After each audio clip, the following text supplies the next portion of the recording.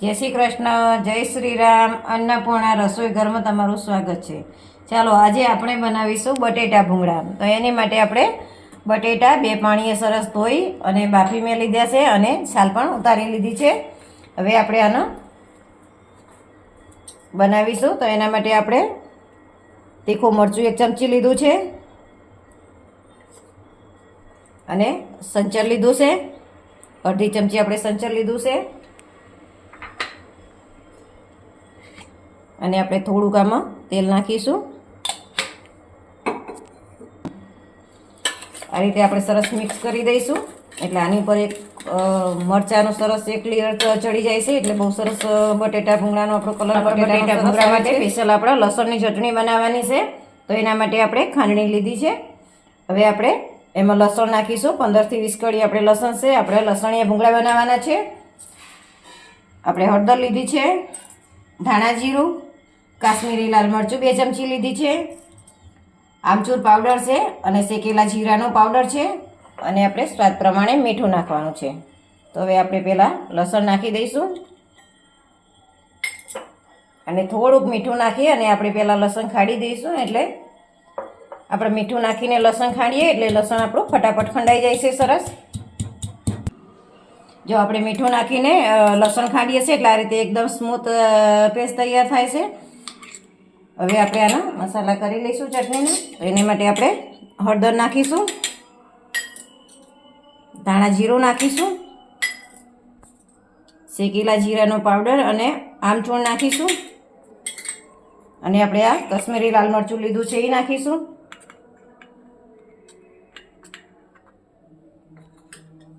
હવે આપણે આને સરસ ખાંડી લઈશું. ચાલો આપણી પેસ્ટ સરસ તૈયાર થઈ ગઈ છે. જો સરસ ખંડાઈ ગયું છે. હવે આપણે આના બાઉલમાં કાઢી લઈશું.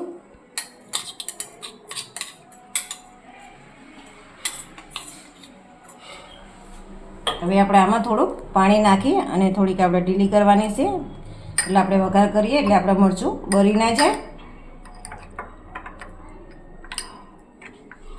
આ રીતે થોડુંક પાણી નાખીને આપણે કરવાની છે એટલે આપણને ખબર પડે કેટલી ઢીલી કરવી એમ.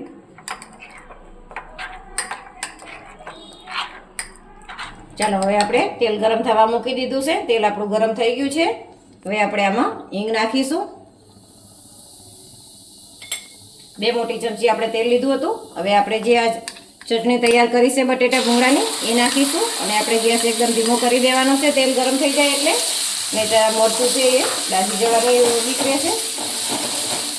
આ રીતે તરત જ હલાવતું જ રહેવાનું છે અને ગેસ એકદમ ધીમો કરી દેવાનો છે આપણે.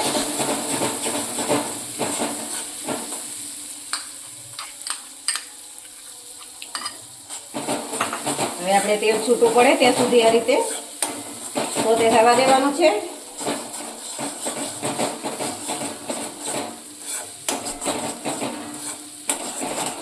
આપણે લસણની કચાશ દૂર થાય ત્યાં સુધી આપણે આ રીતે હલાવટ કરવાનું છે જેથી કરીને મરચું નીચે ચોટે નહીં.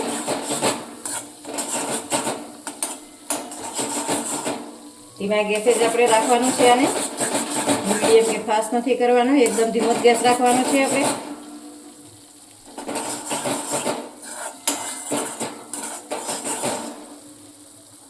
હવે આપણે તેલ છૂટું પડી ગયું છે. હવે આપણે જે વાટકામાં જે આપણે ચટણી બનાવી હતી એમાં જ આપણે થોડુંક પાણી નાખી અને આપણે આમાં નાખવાનું છે.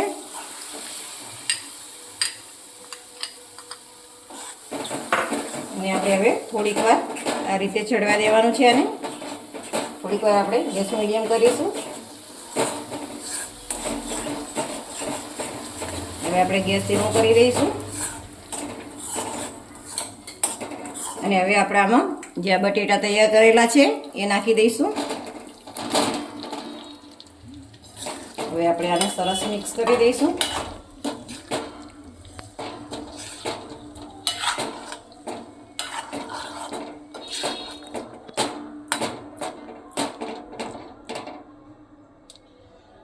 આપણે આને થોડીક વાર માટે ઢાંકી દઈશું એટલે મસાલા સરસ મિક્સ થઈ જાય બટેટાની અંદર. ચાલો આપણે 2 મિનિટ જેવું થઈ ગયું છે. હવે આપણે જોઈ લઈએ. મસાલો સરસ મિક્સ થઈ ગયો છે આપણે બટેટાનો. હવે આપણે ગેસ બંધ કરી દઈશું અને કોથમીર નાખી દઈશું.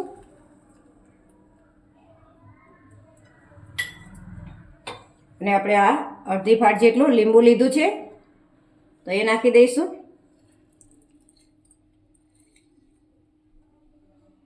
હવે આપણે આને સરસ મિક્સ કરી દઈશું. ચાલો, આપણા બટેટા ભૂંગળા માટે બટેટા આપણા તૈયાર થઈ ગયા છે. હવે આપણે ભૂંગળા તળવાના છે. ચાલો, આપણે ભૂંગળા તળવા માટે તેલ મૂક્યું છે ગરમ થવા. આપણે થોડુંક પહેલાં એક નાનું ભૂંગળું નાખીને જોઈ લઈશું. આપણું તેલ ગરમ થઈ ગયું છે. જો સરસ તેલ ગરમ થઈ ગયું છે આપણું. આપણે પહેલાં કાઢી લઈશું. અને આ રીતે મીડિયમ સાઈઝના પીળા જેવા આવે છે એ ભૂંગળા આપણે લીધા છે. આમાં 3 વકલના આવે છે ભૂંગળા. સફેદ હોય છે, આમાં લાંબા હોય છે અને આ રીતના હોય છે. હવે આપણે ભૂંગળા તળી લઈશું.